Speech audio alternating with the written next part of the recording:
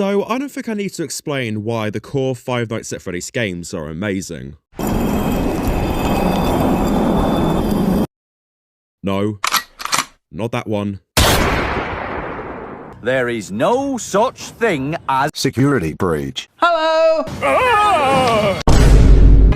But I got to be honest with you, I know that what I'm about to say is gonna offend the entire FNaF fanbase, but I don't care. You are a small, insignificant twat. I don't give a single shit about you or your feelings. All I care about is you giving me the opportunity to get me more views and attention on that sweet, sweet algorithm. Sorry, off topic. What was I about to say?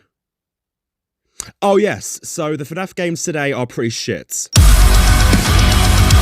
Everything from Security Breach Afterwards has just been a massive dumpster fire. Now, there are so many things that are wrong with the current FNaF games. I have explained about them in more detail on my reviews on Security Breach and FNaF Web Wanted 2. But in a nutshell, I don't like the newer FNaF games, not because there's nothing wrong with them in terms of quality. Heck, I think the quality on the newer FNaF games is quite a step up from the original FNaF games, for the most part. But I don't like the newer FNaF games because they just don't have the same level of storytelling or scares like the original FNaF games did. It even got incredibly goofy and nonsensical at times. So if you're a newbie in the FNaF fanbase, I want to recommend you something better than the current FNaF slop. If you want to play a FNaF game that will genuinely give you a very good scare with likable characters and a coherent story, then I recommend you to play the Fangames.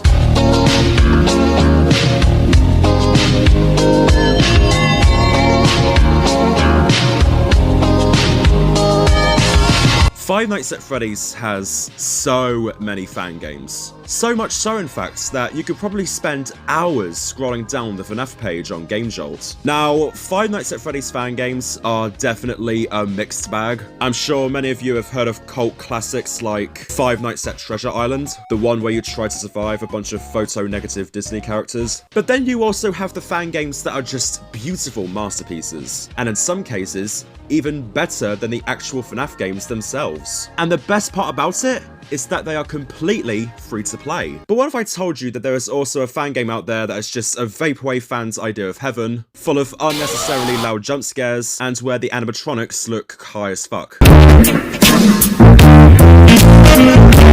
This is Five Nights at Freddy's Final Hours.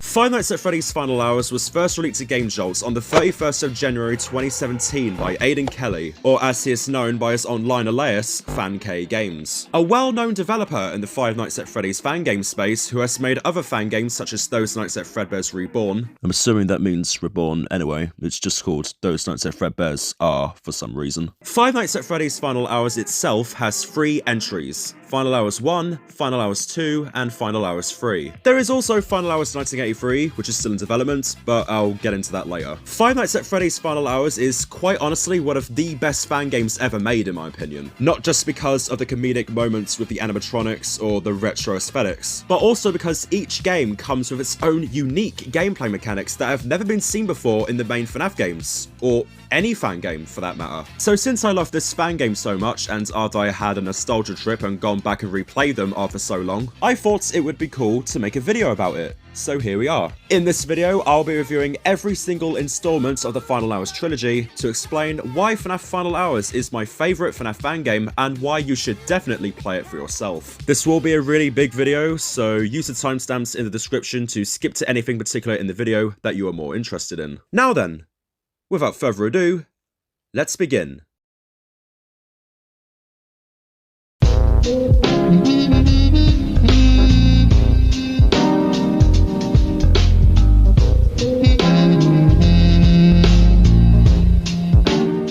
So let's talk about Final Hours 1 first. When you boot up Final Hours 1, you are instantly blown away by how shockingly retro this game is, complete with late-night lo-fi music, VHS effects, and retro text. Now, if there's one thing you should know about FNaF Final Hours as a whole, it's that this game is just heaven for vaporwave lovers like me. Each game is just filled to the brim with vaporwave music, vibrant colors, VHS effects. It's all just retro as fuck, and I love it. Also, I just want to say something off topic really quick. If you think vaporwave is just a dead meme and not a music genre, shut the fuck up. You're a mentally ill idiot, and I hope you die in a car crash. Your life means nothing!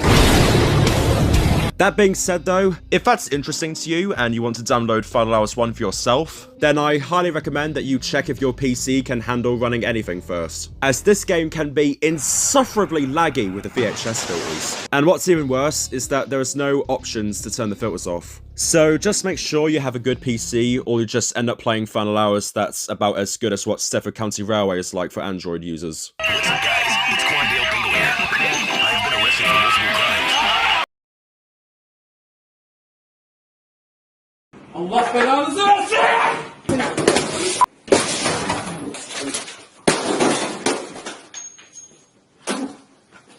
Anyway.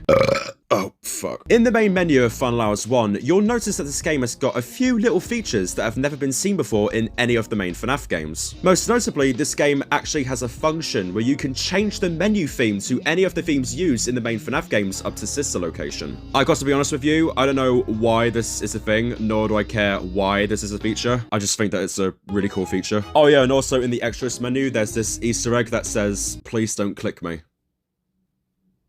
I'll just show you what happens if you do it.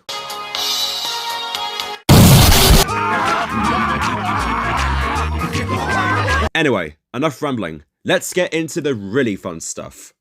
The gameplay.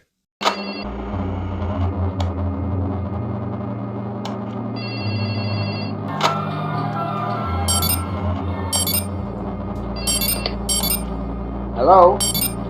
Is someone there? No, fuck off.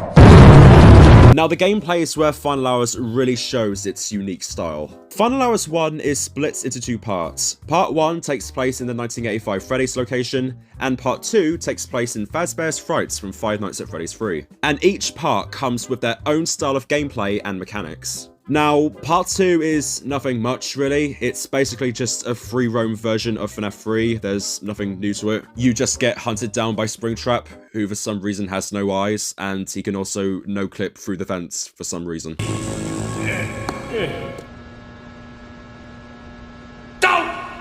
There's not really anything worth exploring in Part 2, to be honest. It's Part 1, however, that really makes this fan game intriguing. So like I said before, Part 1 takes place in Freddy Fazbear's Pizza from 1985. At least I think it is. I don't know if it truly does, but this restaurant has the unwithered animatronics in it, so fuck you, it's a 1985 Freddy's location. In this pizzeria, you're hired to check the cameras, watch the animatronics, you get it, it's the usual Five Nights at Freddy's shit. And you have to survive against the animatronics that have a built-in KOS mode. I'm not even joking, that's literally said in the phone call on night 1. The animatronics have a KOS mode.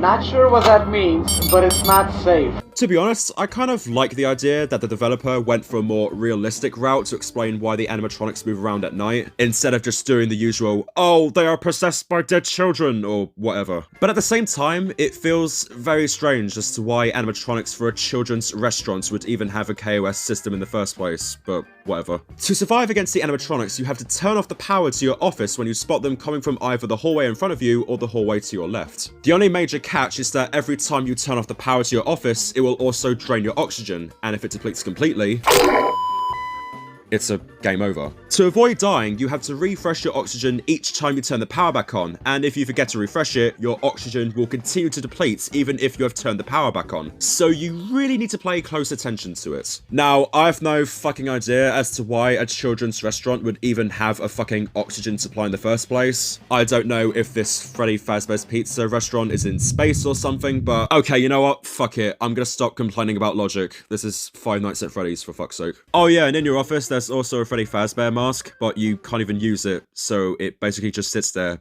begging for you to use it. In Part 1, there are a total of 5 nights, and with each night, more animatronics become active. In Night 1, only Freddy is active. Then Night 2, it's Freddy and Bonnie. Night 3 is Freddy, Bonnie and Chica. Night 4 has Freddy, Bonnie, Chica, and Foxy, and then Night 5, it's only Golden Freddy and Spring Bonnie. There is also another animatronic in this game, and that's Fredbear. But the most exciting thing about this guy is that he has his own unique mechanic. Remember what I said earlier that you have to refresh your oxygen each time you turn the power back on in your office? Well, there's a bit of a catch to that. In the phone call on Night 2, it is revealed that if you refresh your oxygen a certain amount of times, Fredbear will activate. So once you turn off the power, your oxygen supply is cut off.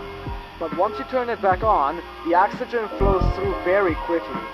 This causes more power to flow through the entire power system. The bad thing is, well, it can wake up Fredbear in the back. So if you turn the power on and off enough times, he should, well, be awake by your 5th night. And what's even worse is that Fredbear is super slow, so it would be utter hell for him to activate. So basically, use your oxygen refresh system as sparingly as possible, and don't act like an autist and constantly spam it like it's the air horn in Lethal Company. Fucking arseholes. Alongside that, each animatronic has their own speed and AI difficulty. Freddy, Golden Freddy, Fredbear, and Chica are more on the slower side. They're not really that much of a threat on the later nights, aside from Golden Freddy and Fredbear, obviously. Come over here and kiss me on my hot mouth.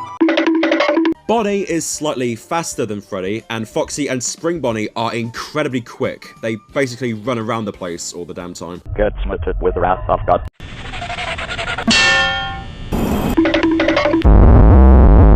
And that's pretty much how Part 1 works in a nutshell. Now, as fun and unique Part 1 of FNAF Final Hours looks, it is incredibly hard to master. One of the biggest themes in Part 1 of FNAF Final Hours 1, in my opinion, is timing and knowing the environment. Let me show you what I mean. In Part 1 of Final Hours 1, the game isn't free roam. Is there a key anywhere in here? Does anyone remember where the keys were? What? Why does he look like he's about to run? What? Why does he look like he's running at me? Oh!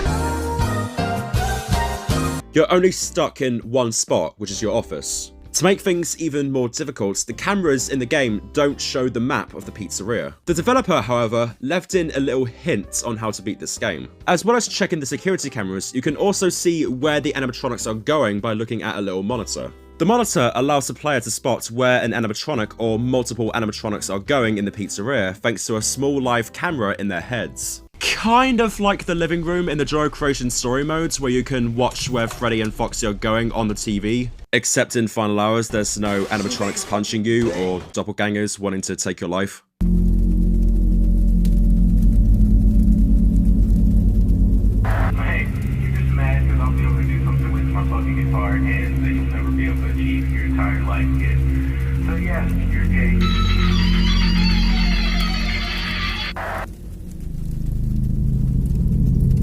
Shut up. Man, I really need to do a video about the Joy Creation at some point. Now, before you go and install Final Hours 1 on Game Jolt if it's piqued your interest, let me give you a very important tip on how to beat Part 1. Since Freddy is the only animatronic active on Night 1, go to the monitor and watch where Freddy is going, but obviously don't forget to turn the power off in your office when he shows up. Doing this will allow you to get an idea of what the building's layout is like, and so you can get an idea of where the animatronics are as more will activate as the nights progress. Also, since Freddy is the most slowest animatronic out of the bunch, it will give you plenty of time to work out the layout. Now, regarding of the whole idea of Part 1 being a game where you have to work out the environment as the cameras have no camera map, you may be a boring mongrel and think, oh, this game is so fucking unfair. In my opinion, I think this is such a really good idea, especially for a game like Five Nights at Freddy's. In FNAF 1 to FNAF 3, it was pretty easy to tell where the animatronics are on the cameras, since each camera system came with its own map. You would just go, oh, Bonnie is in the west hall corner, let me just shut that door. And that was it, death avoided.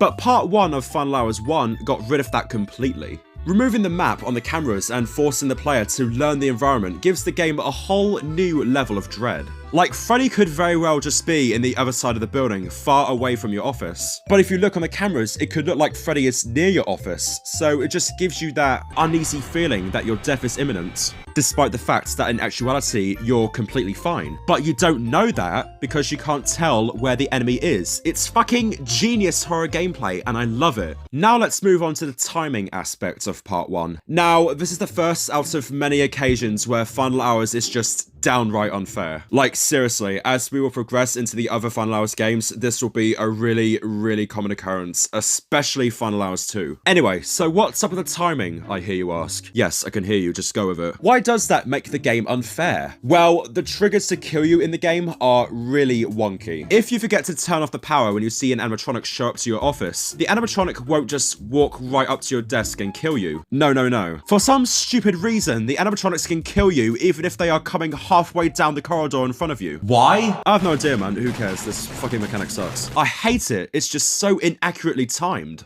That being said, there is a way you can avoid these wonky triggers though. Every time an animatronic will enter the corridor in front of you, it will usually just stop for a bit, then it will proceed to your office. As soon as the animatronic starts walking towards you again, turn the power off, turn on your flashlight to see the animatronic, and then wait until the animatronic has gone down the corridor to your left and is completely out of sight. Now, what if an animatronic comes down the hallway to the left? What do you do now? Well, every animatronic has glowing eyes, so be sure to check the left hallway every so often. If you see another light coming down the left corridor, turn off the power, wait for the animatronic to go past, and then once it briefly stops in the middle of the corridor in front of you, turn the power back on. Now, the next problem I have with the timing is the oxygen. So it takes roughly 15 to 20 seconds for your oxygen to run out completely. Now, in my opinion, this is definitely not enough time at all. Because of the fact that most of the animatronics are incredibly slow, the oxygen can run out at terrible points.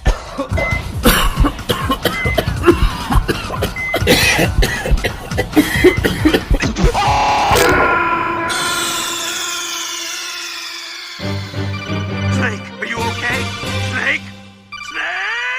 Especially if there are two slow animatronics coming into your room at the same time, or if there is one slow animatronic and one fast animatronic, like Foxy. So Foxy is one of the 3 faster animatronics in the game, and he is only active on night 4. Foxy is a huge threat on night 4, as he is always constantly sprinting around the pizzeria. If you see Foxy coming down the corridor in front of you, immediately shut off the power as fast as you can. If you have turned it off in time, Foxy will then briefly sit in your office for a couple of seconds, then he will dash back out. And then he'll just repeat that throughout the entire night. He won't move to the left corridor or anything like that. He always has a set pattern. Now, Foxy doesn't have a set amount of time he can sit in your office. It can be anything from 5 seconds to 10 seconds. And here's where the issue with the oxygen meter comes in. Foxy gets into your office, he sits there for like 10 seconds, runs back out, and congratulations, your oxygen is nearly depleted. And now Freddy is in the room. So now you just gotta hope that he will make it out in time. The time it takes for the oxygen to run out is definitely too quick, especially when it comes to situations like this. If the oxygen took, I don't know, 30 seconds to run out instead, then it would have made the game slightly more fairer.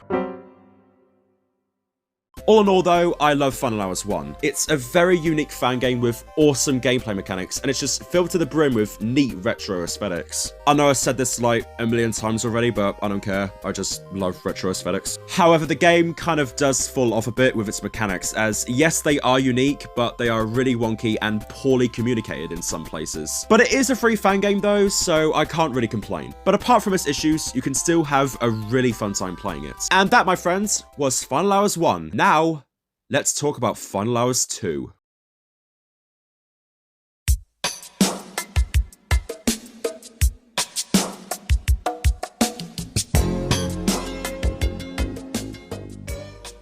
Now, to be honest with you, I really don't like this game. It's definitely my least favourite out of all of the others. Now, you may be wondering, why am I being critical of this, despite the fact that I'm shilling the entirety of FNaF Final Hours to be a criminally underrated fan game? Well, are you blind? Are you fucking blind? Do you see how far you are into the video? We still have like one more game to cover, as well as Final Hours 1983. So, shush.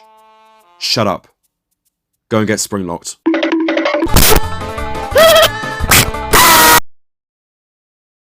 I don't like Final Hours 2 because this one just overall feels pretty weak in terms of gameplay. Now look, to all of the people who are raging at their screens, I get it, okay? It's a free fan game. And Aiden Kelly still made something that I could never do. I'm just a lonely chump who is sitting on my bed with a duvet over my head, talking about it through a microphone. Seriously, I'm not even doing a bit. I'm genuinely talking into this mic right now.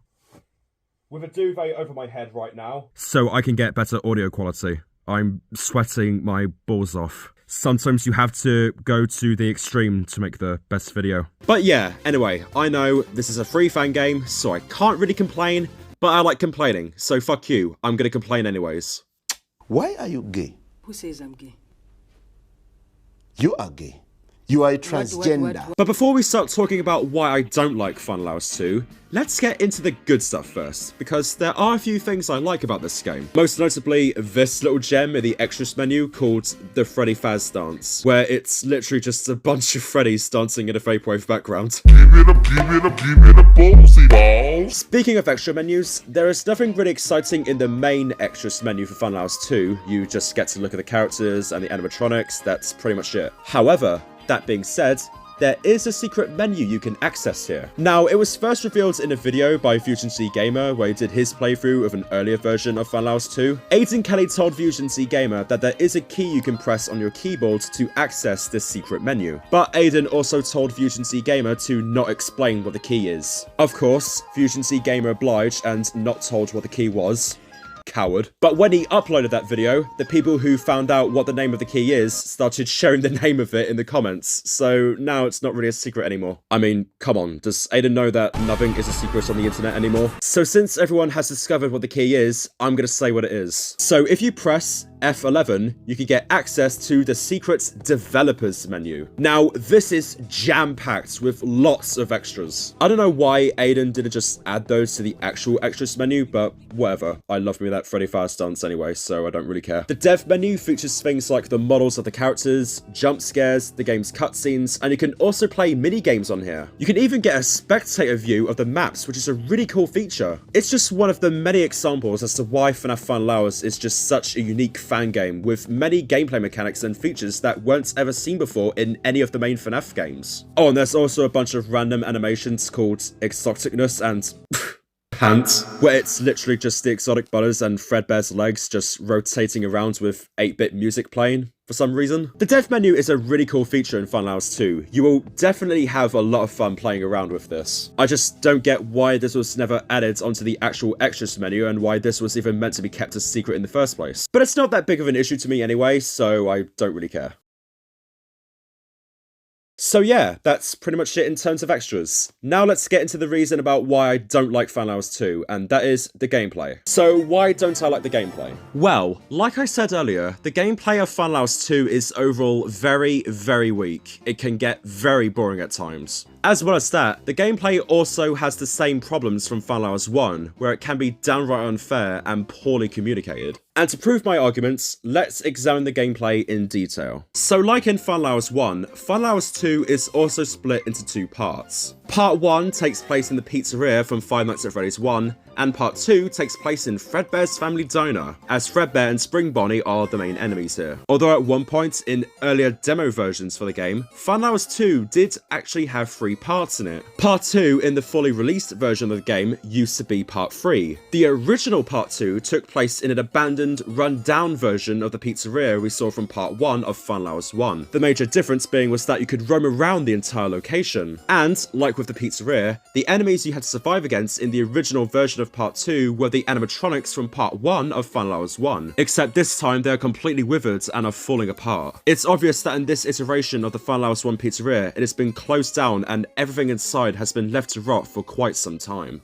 But then, when Final Hours 2 fully released, the original version of Part 2 was just removed completely, and Part 3, the Fredbear's family diner location, became the new Part 2, and the animatronics from the older Part 2 were moved to Part 3, which now became Part 2. In the official Game Jolt page for Final Hours 2, Aiden explains that he decided to merge Part 2 and Part 3 together because he thought that making 3 entire parts would be too much for one game. Which is, you know, fair enough. I mean, it definitely feels very strange and random to have the withered animatronics in a Fredbear's family diner restaurant though. Wouldn't it have just made more sense if Aiden just removed the withered animatronics from the game completely? They don't look like they really hold any major significance to the game's story anyway, at least from what I know. Anyway, game developing lore over. Let's actually start reviewing the gameplay. Starting with Part 1. Okay, so Part 1, as I said earlier, takes place in the pizzeria from Five Nights at Freddy's 1. In it, you are to survive against Freddy, Bonnie, Chica, Foxy, and Golden Freddy.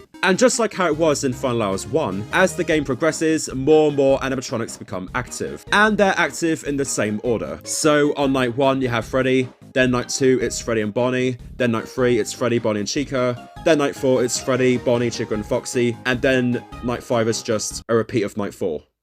For some reason. The animatronics also come with the same speed and difficulty as what the animatronics from part 1 of Final Hours 1 had. Freddy and Chica are on the slower side, Bonnie is slightly faster, and Foxy is just supersonic speed. To survive against the animatronics, you have to hide under a table as soon as you spot them, because someone stole the doors apparently. However, like with Final Hours 1, hiding under the table comes with a catch. So do you remember that whole oxygen meter thing in Final Hours 1, where if you kept the power off for too long, your oxygen will run out and you'll die? Well, in part 1 of Final Hours 2, there's a similar system. As you hide under the table, there is a fear meter, and if it depletes completely, it will result in Golden Freddy jump scaring you. Yeah, that has the same energy as that toxicity meter thing that was scrapped in FNaF 2. Oh yeah, and also like with part 1 of Final Hours 1, you can check the cameras and you can also view where the animatronics are by looking at their point of view. I gotta be honest, I completely forgot that feature existed at this point. And that's pretty much how part 1 works in a nutshell. Okay, so did you notice that most of the time I've kept saying, so like with Final Hours 1? Well, here is my first problem with the gameplay of Final Hours 2, particularly in part 1. Everything is just exactly the same as it was in Final Hours 1. There's hardly anything new to it. It has the same characters, the exact same gameplay mechanics, the exact same difficulties. It's basically just part 1 of Final Hours 1, but in the FNaF 1 pizzeria. There's hardly anything different. What's even worse about part 1 of Final Hours 1 is that it's overall easier than part 1 of Final Hours 1. In Final Hours 1, part 1 was overall incredibly difficult to master. The lack of a camera map made it difficult to find the animatronics. So you had to really learn the environment and the location to get a basic idea of where they are. It added a new level of tension and dread. But in part 1 of Final Hours 2, it got rid of that. The game has a camera map now, so it makes it easier to spot them. Oh, there's Freddy. He's coming down the West Hall to my office. I better get ready to hide then. All of that tension from Final Hours 1 is just gone.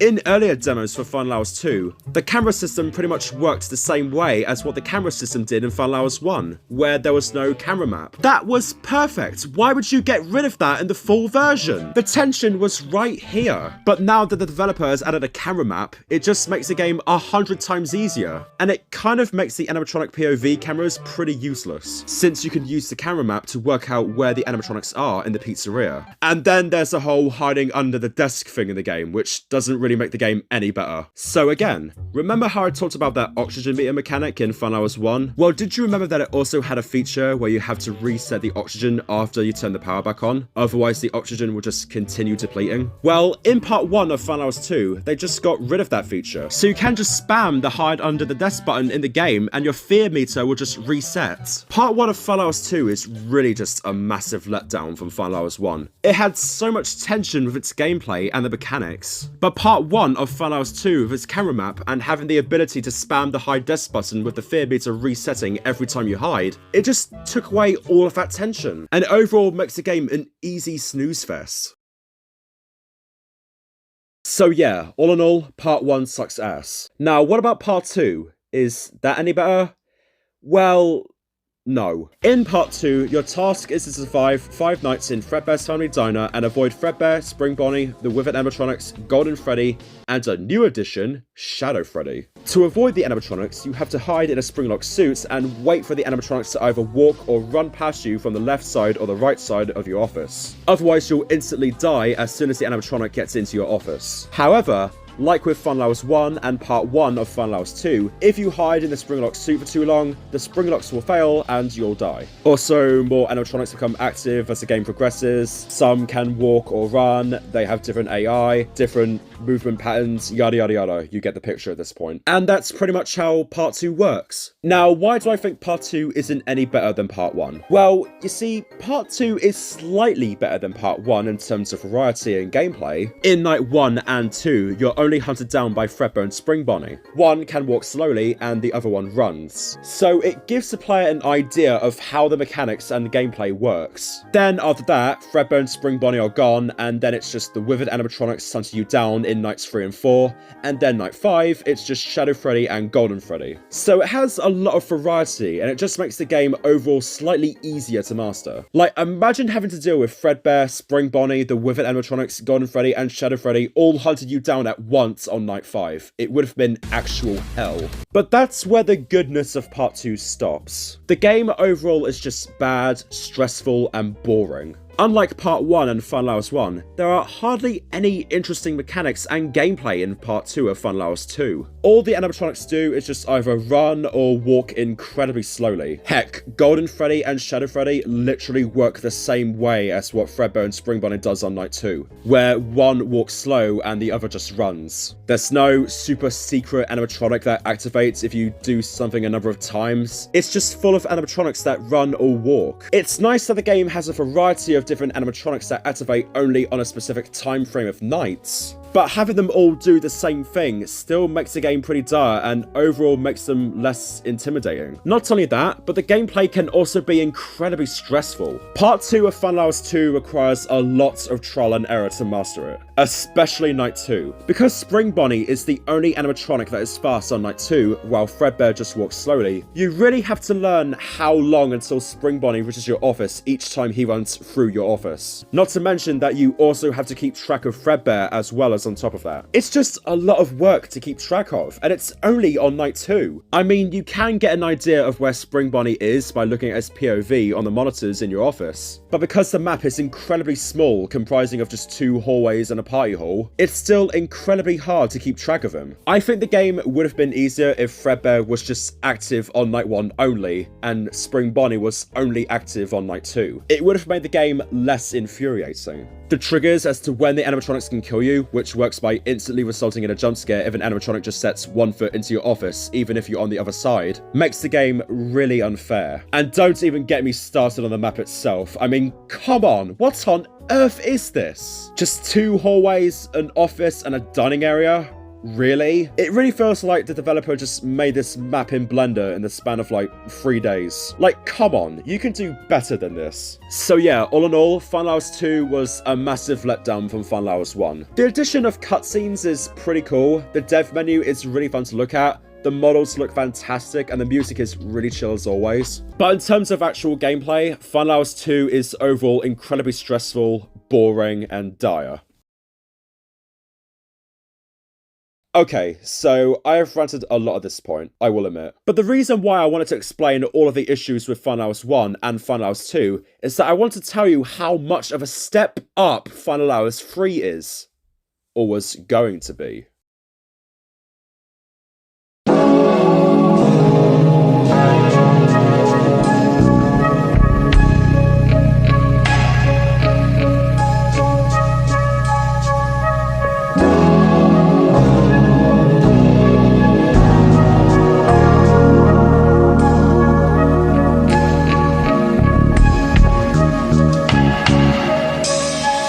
This is Final Hours 3. This game is one of the biggest reasons why I wanted to make this video, as it is such a step up from the first 2 games. The game is completely free roam, it has its own music made specifically for the game now, rather than just using existing songs, and your character actually talks now. It is overall way more visually impressive. Final Hours 3, as of now, just consists of a demo. Now you may be wondering, where's the full version? Well, here's a really unfortunate reason. Final Hours 3 was apparently going to be the best quality entry to the series, and if you look at the demo, you could really tell that Aidan Kelly wanted to go all out when he was making it. But as Final Hours 3 started development and the demo was officially released to the public, everything just ended completely.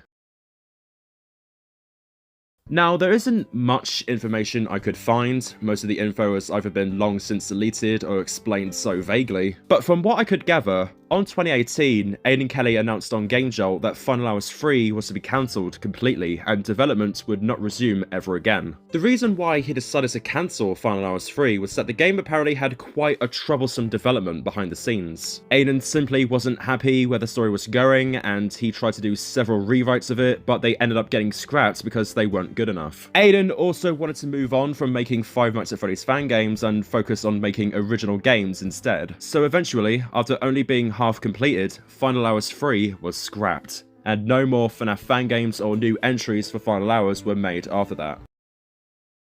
Or so we thought. Yeah, that really aged well. Some of the game's assets and music that would have been used for Final Hours 3 had it fully released did manage to surface online though, and eventually someone had even managed to create a remastered version of Final Hours 3 that even managed to interpret what the fully released version of Final Hours 3 would have looked like by continuing on from where the demo left off. Now, there's so much stuff in that game, probably a little too much to cover in this video, so I'll probably do a separate video on that at some point.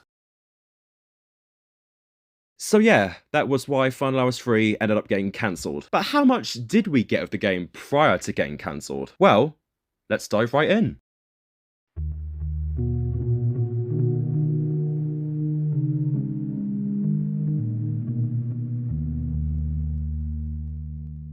The game starts off with a panning shot of what looks like a dining area in a rundown pizzeria of some sort. We are then shown that it is the 17th of October 1986, possibly meaning that this game was presumably taking place a few years after the events of the first Final Hours game and Final Hours 2. The camera then fades to show a dark corridor, and we see a character who we are playing as laying on the floor. The character we are playing as is Ryan, a character who we have already played as before all the way back in Final Hours 1, as it's revealed later on in the game in this bit here. You know where the office is, right? I think so. Why? There's a computer that you're going to use that can access different parts of the building, like cameras. Hint, hint. Great, just like my old job. Hence why we also hear the exact same song that was also present in part 1 of Final Hours 1. Anyway, back to the story. Ryan then wakes up, looking confused as to where he has been taken to. Suddenly, we then hear a voice on a radio.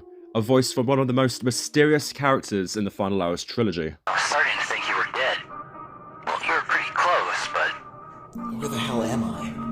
Here, maybe this will jog your memory.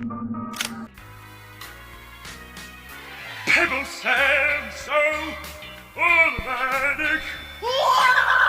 People stand so systematic. This is Sage, who was voiced by Aidan Kelly himself. Sage was first revealed in Final Hours 2, this Lincoln Loud, Geordie LaForge guy. Actually, no, that is the worst comparison ever. And here's perhaps one of the most intriguing characters in this entire trilogy. If you look at the cutscenes and minigames from Final Hours 2 in particular, he definitely plays a major role in the story behind these games. And I can imagine there was probably a lot of stuff planned for Sage in Final Hours 3, had it not been cancelled. However, this is opening up a completely different can of worms that will probably be too much to cover and explain in this video. I definitely want to make a separate video talking about the lore and the characters at some point. Anyway, back to the story of Final Hours 3. Again. While Sage doesn't know how exactly Ryan had ended up here in this pizzeria, Sage has offered to help Ryan escape under the condition that Ryan must do anything Sage tells him to do. Okay, I think I can help you. But I need you to do something for me. Which is? When I tell you to do something, do it. In other words, I need you to trust me. Later on, we find ourselves in the security room with a little monitor, where we can access cameras, look at the animatronics POV, and boop her nose.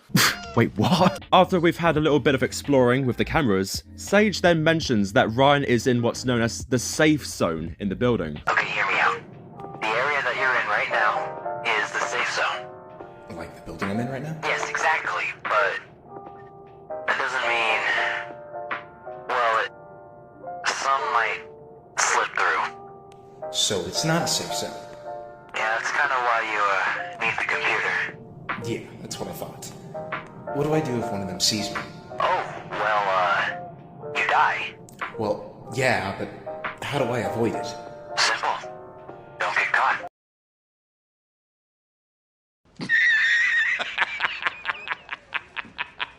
So it seems that we're not actually in a pizzeria, but more rather a large facility of some sort, full of animatronics that will kill anyone on sight. And this so-called safe zone is a spot where no animatronic can get into, or at least none should anyway. Some very light foreshadowing there. Later on, after Ryan has a little snooze, we then wake up in the safe zone again, and suddenly we hear an automated voice playing in the distance. We then hear some camera sounds from our walkie-talkie, and Sage reveals that one of the animatronics had got in, and he tells us to stay away from it at all times. Oh, god damn it. One got in. What got in? One of the fucking animatronics. So what? I'm gonna get to that rabbit thing. I can handle this. No.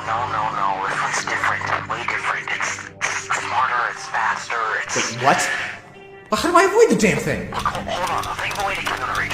Stay away from it for now. And here is where the gameplay truly begins. So, in the first night of the game, we are being hunted down by a Springtrap, Fredbear looking thing. So I guess you can say its name is Fredtrap? Spring Bear?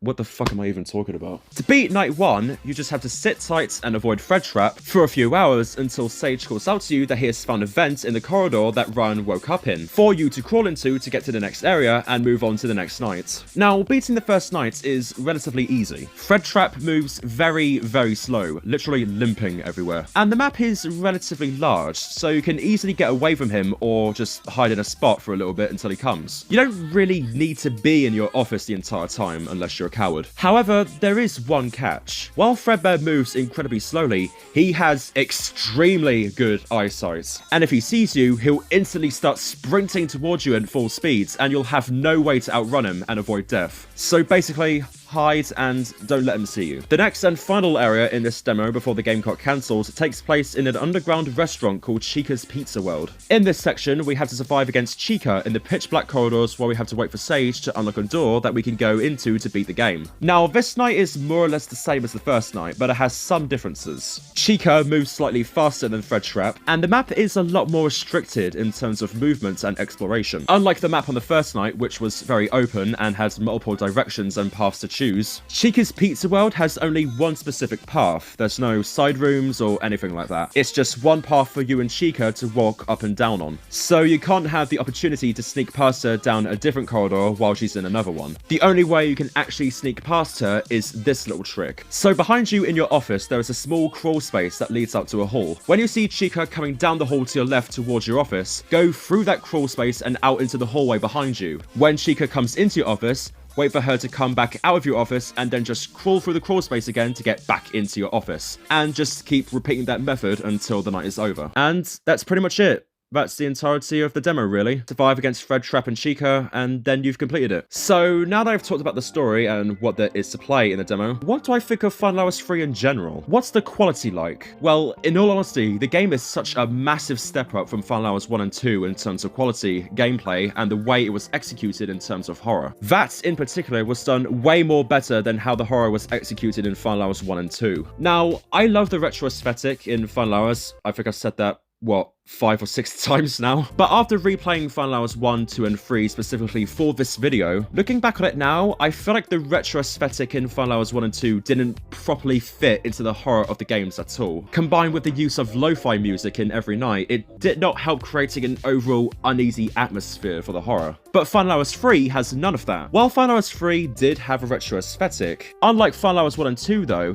the retro aesthetics in FNaF 3 was done in a way that blended in with the game's horror. Everything from the music to the visuals gave the game a creepy atmosphere. I think the best comparison I can make with the retro aesthetics of FNaF 3 is the retro aesthetics used in Stranger Things. Now, if there is one thing Stranger Things is known for, this show was massively inspired by the 1980s. Heck, it's even set in that time period. The show had a huge retro look to it, but what made Stranger Things incredibly well done was that it didn't just use the 80s aesthetic for marketing, but the 80s aesthetic of Stranger Things was also done in a way that allowed it to be mixed together with the overall eerie atmosphere of the show, from the soundtrack to its world building. And that's exactly what FNaF 3 had done as well. The game really does feel like Aidan Kelly was heavily inspired by Stranger Things while he made this. Now, as for any issues that FNaF 3 has, well, I don't really have any major issues with it. The only complaint that I have is that I feel like the gameplay could have been done a little bit better. I don't particularly like how it's just so easy for the animatronics to kill you, like how they can kill you just by spotting you from a very far distance or just walking behind them. I can see where the developer was going for here though. It does allow you to do a lot of hiding and stealth, which is good for a horror game, but in my opinion, it can sometimes produce the most unfair moments. But that's really my only complaint for Final Hours 3.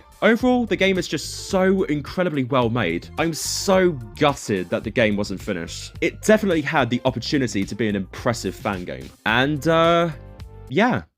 That's everything to say about Final Hours 3. And despite all of that, we still have a lot more to cover. Let's carry on.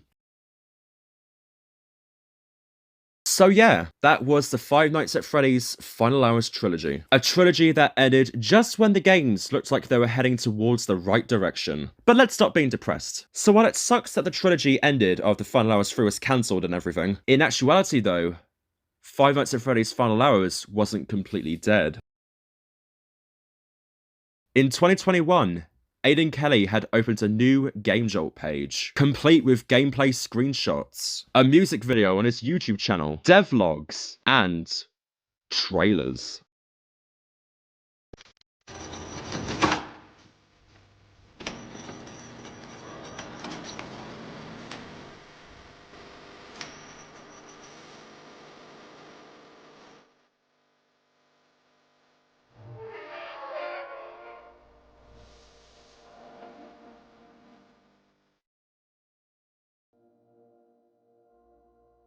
Five Nights at Freddy's Final Hours is back. So yeah, after being supposedly dead for 3 years at that point, Aiden Kelly decided to return to Five Nights at Freddy's and the Final Hours games with a new entry called Final Hours 1983. Now there is not a lot of info about this game. The game is still being worked on as of writing the script for this video. There is no demo for it yet. So I won't review or cover much on it because there's no actual game for me to review yet. So I'll only talk about what we can expect from Final Hours 1983. So let's take a look at what there is to see so far. Now in terms of lore and story, there's not a lot of info about it. I don't know if this is going to be like a complete reboot of the Final Hours series or a prequel to Final Hours 1 or something. But according to the Game Jolt page, the game is going to be about someone finding his old friend who is lost in, what I can assume anyway, Freddy Fazbear's Pizza in 1983, and he has to find him all while getting hunted down by the animatronics. Again, that's what I can assume anyway. Okay, so what's the gameplay gonna look like? Well, very different. Not even in terms of like mechanics, I mean a whole different style of graphics. Unlike the original 3 Final Hours games, where it used a lot of retro aesthetics, the graphics of Final Hours 1983 is gonna resemble the graphics of what games looked like on the PlayStation 1, where they were incredibly chunky, pixelated, and the resolution was about as high as dial-up internet in the 2000s. Me personally, I preferred the retro aesthetics in the original Final Hours games, but the PS1 style graphics in Final Hours 1983 definitely fits the overall nostalgic vibe of the Final Hours games. And overall, that's pretty much it with what there is to look at Final Hours 1983 so far. Again, the game is still being worked on, there's no demo or anything, so there's not a lot of info to look at so far. In the latest devlog that Aiden has made on the Final Hours 1983 YouTube channel, Aiden has said that the game is on pause as he's working on a different game for Steam, and when he's done with that, he'll then get back into making Final Hours 1983. So we just need to be a little patient. And that, my friends, was Five Nights at Freddy's Final Hours and why it is my favourite fan game. Well, I think I explained that briefly. Five Nights at Freddy's Final Hours was such a good trilogy of fan games. It's not the perfect game ever. I definitely wouldn't compare this to something like the Joe Creation and Pop Goes and then go, yeah, Final Hours is better. No. Not all of the games were great. It definitely has a lot of hills and valleys, some bad ones and some great ones, but overall it is a great experience when you play them. It's just such a shame that when Final Hours was finally going towards the right direction to become a great fan game, everything just ended with a snap of a finger. And I think what sucks the most is that everything happened so quickly. FNaF Final Hours first started on January 2017, and then it ended in February 2018. It all just happened and ended in the span of a year. This isn't me having a go at Aiden Kelly for cancelling Final Hours 3 and ruining the games forever or anything like that. No. It's his games, not ours. If he has a reason to cancel it, which was that he wanted to make original games to make money, which I think is a completely valid reason, fan games don't make money, they're not supposed to, so it's his decision to decide whether he wants to cancel it or not. Them's the breaks. But regardless of how much it sucked that the original FnafFan games was there and gone in such a short amount of time, it definitely made so many memories. Boys, that's cool. Oh! What the? What was that? Why did I get jump scared? What was that? I was just chilling there. Next thing I know, he just attacks me. So many fun moments and a lot of scares. Ah! That really hurt me then. And I hope that FnafFan 1983 will continue to carry on the greatness that the original trilogy made.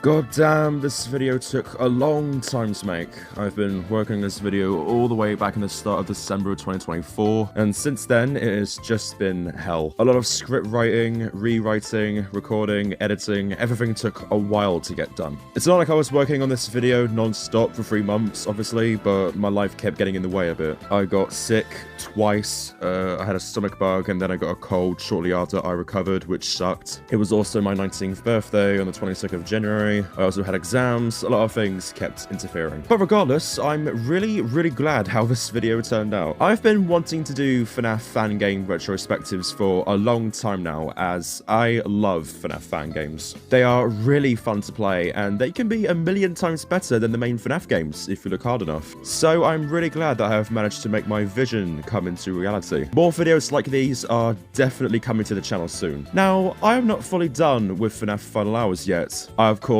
do plan to make a review of FNaF Final Hours 1983 when it is finally released, as well as the remastered version of Final Hours 3. So look out for those, as well as the hopefully many fan game retrospectives I shall hope to work on in the coming years. Now, before I go and say my usual outro stuff though, I just want to do a little shout out. If you've been intrigued with FNaF Final Hours so much that you want to know a little bit more about the creator behind it, Aidan Kelly, then I definitely recommend following his Game Jolt page, FanK Games. Here he has and still does provide updates on any games he is currently making, including Final Hours 1983. He has a YouTube channel as well, an official Patreon page, and he even makes music on his Bandcamp. I'll leave links to all of his socials and websites, so feel free to follow him and support him if you're interested in looking at what he has made over the years, as well as what he will make in the future. As well as that, I'll also leave links to FNaF Final Hours 1, 2, and 3, so you can download them off of Game Jolt and play it for yourself to enjoy. Like all FNaF fan games, they are completely free to play, so don't worry about asking for some money from your mum's credit card or something.